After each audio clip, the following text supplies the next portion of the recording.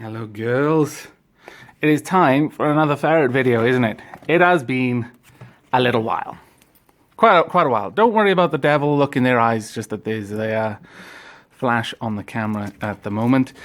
In this video, as I've been promising for a little while, I'm going to, well, more or less cover how I take care of them, how I clean out their cage, what sort of level of work is involved in doing that. For this video, you will need a change of, well, it's not really so much bedding as much as it is interesting places for them to play in their cage. Also, some new blankets. 3 I use, 1 for each level, except for the level I feed them on. For changing the litter, though not really going to need this too much, as I'm recording this later in the night and I usually change their litter in the day, but just for the sake of completeness, just some wood pellet litter. So it's actually pretty good. It holds the smell pretty well and it just basically crumbles into sawdust, which is quite useful. This is actually, well, it's not whatever the branding is. It's just a bit of white vinegar, and diluted white vinegar is pretty good for cleaning without being harsh.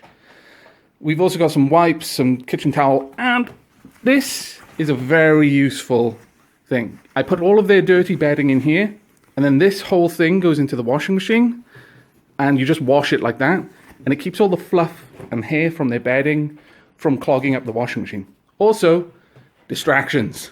Lots and lots and lots of distractions. This will make your life very much easier. Trust me. There we go. I've turned the flash off, so that should be a little bit easier. It is generally a bit easier to use the flash when looking into the cage because it's a little bit dark. And as you can see, Mid and Natalia are having a bit of a squabble. Well, more of a play, but sometimes Tally, surprisingly, because she's the smallest, gets a little bit rough with her sisters. Like that. Well-timed opening of the cage. All right, sweetheart? Well, I know. All right, now this is the part where you realize how brave I am because I haven't got anything on my feet. There's strategy to that, trust me.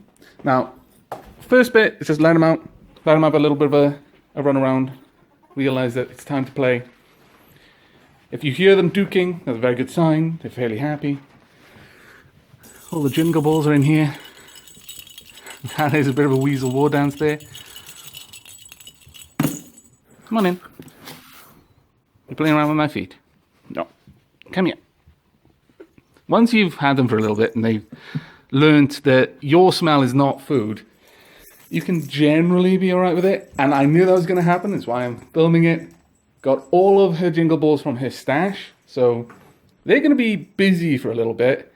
Once they realize this is where all the jingle balls are, repositioning them back where they like them. So I've got a little bit of time to do this. Okay. Well, the first thing that you're going to want to do is to take out the bedding. Now, usually when I've got 2 hands to do this with, I take care to wrap the bedding up so that any loose bits of meat, because they do like stashing their food, or litter is kept in it, but I'm probably going to make a hash of it this time. You'll generally see little bits around. It'll generally just be clean litter that they've just knocked out of their cage. Whenever I change the litter completely, they do like to explore it a bit and dig, and that's when most of the litter will end out of the cage. It's good if you can do this every morning, but realistically, you could probably go 2 days if you really wanted to, or if you didn't have as many changes of bedding as I do. There's some loose litter around here. I can't quite see because I'm on my knees. You get up. Get all of it you can. In you go. Now, you can tuck these in like I've done there, but I wouldn't recommend doing it all the way around because at least my ferrets find it incredibly offensive if they can't carpet shark. And by that, I mean they like to get there and then just shark around underneath. So I try not to tuck it all in. I just do it around the litter bin a little bit, but most of it is fine. So that's all of the clothes. Just pop that in the bedding bag, zip it up, and you're good. Okay. So with the bedding all taken care of, you're going to want just a disposable bag. You're going to want a lot of these. Like this roll was about 4 times the size when I got it, and I think I've already gone through one of them already. Because the next step is to clean out their litter. As I said, they are actually fairly clean creatures. They will tend to go in one corner of the litter pan, which is why I've got a fairly high-backed corner pan, so that they've got a side that they like to go in more. And then it's just a case, like, as I mentioned, this litter, I mean, this isn't the nicest thing to video, which is why I'm doing it in the evening when they haven't really used it much yet. But you can see some of the litter is like more sawdusty. That's where they've weed, and it's just broken down the litter. It holds the smell really well. They don't smell much anyway. I know some people say that they smell really bad when they go to the litter. Depends enormously on what you feed them. Ferrets are obligate carnivores, so their body is designed to eat meat, and only meat. They've got a very small digestive tract. It is not well designed for dealing with plant matter, and that's enough of the actual filming of this, I think, but I'll just pop the rest of it in. I find it's generally okay to leave a little bit of it in there. Every couple of days I fully clean it out, like I completely empty the whole litter tray, and then wipe it down with some wipes, and then put fresh litter in there. But on a daily basis, I generally just clean up the worst of it.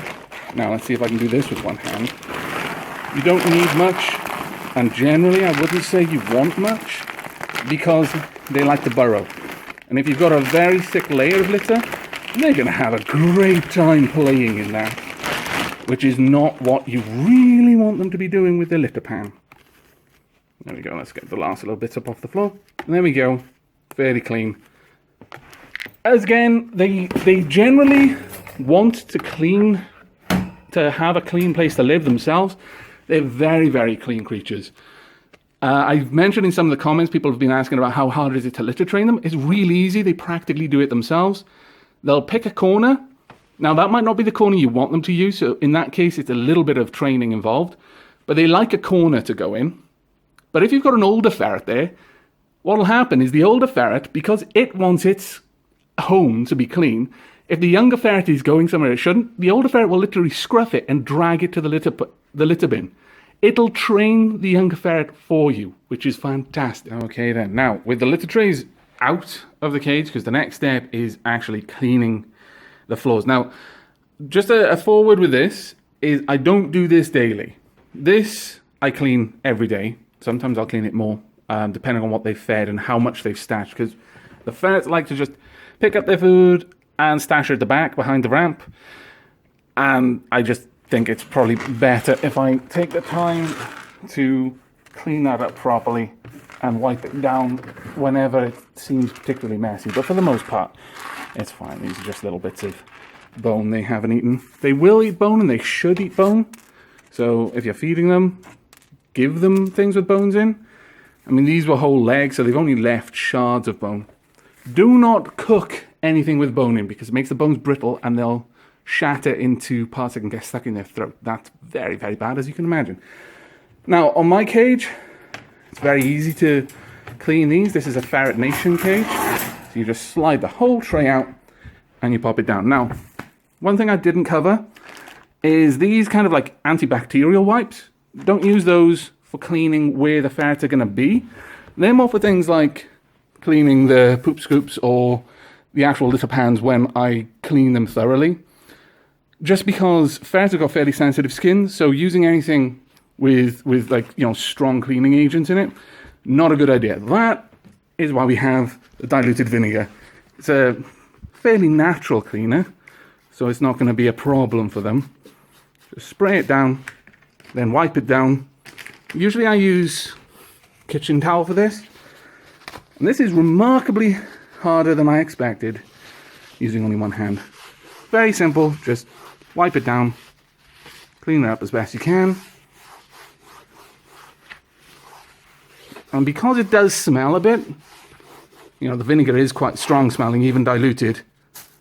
And then go over it with some very mild baby wipes, just because it's not going to be strong on the ferret skin. It'll be fine for them, and it'll just take the odor away a little bit, and it'll just generally be nicer for them. Now, as I said, this is the only one that I do very regularly. Usually for the areas where they sleep, because there's blankets there, they don't get dirty nearly as much. This is something I'll do every 2 or 3 days instead.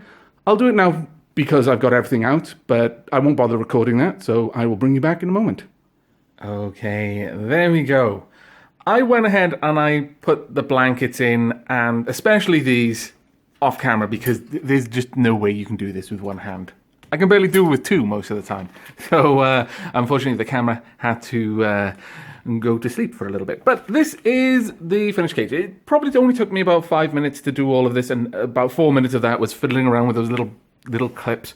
But as I said, I've tucked in parts of the blanket, generally just only around where the litter pans are going to go.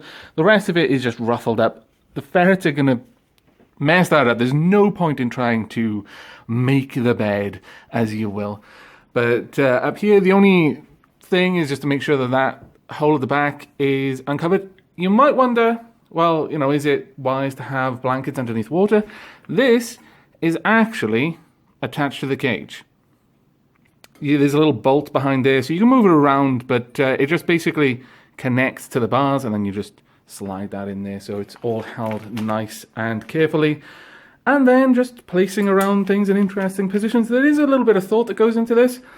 I generally want it to be fun for them. So, for example, normally, if I didn't twist that around, this would be lying flat on the floor, but I know they like to swing a little bit, so I try to make sure it is suspended.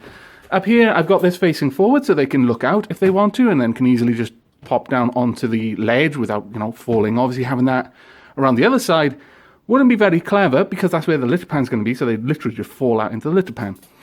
Over here, they can climb in at the top anyway, so, you know, they're quite capable climbers. That's not going to be an issue. Over here, much the same way, this is a little sleeping bag. They do like having somewhere nice and dark they can retreat to if they want.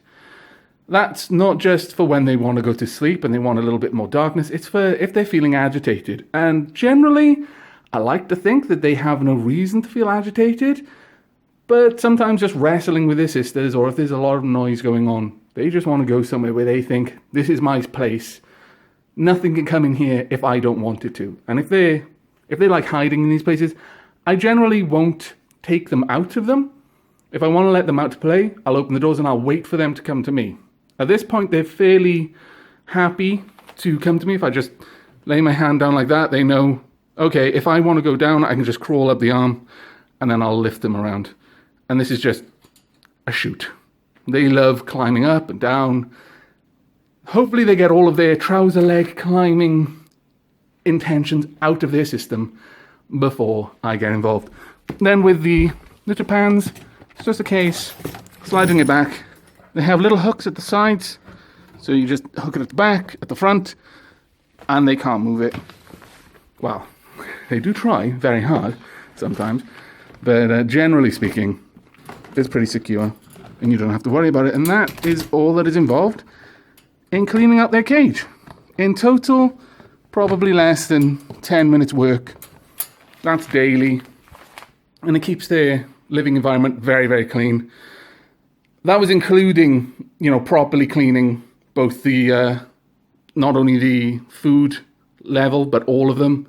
And I don't do that every day. But it seems that we're probably running out of time. So I'm going to wrap this video up there, and we will continue in the next with some questions and answers. So until then, do take care.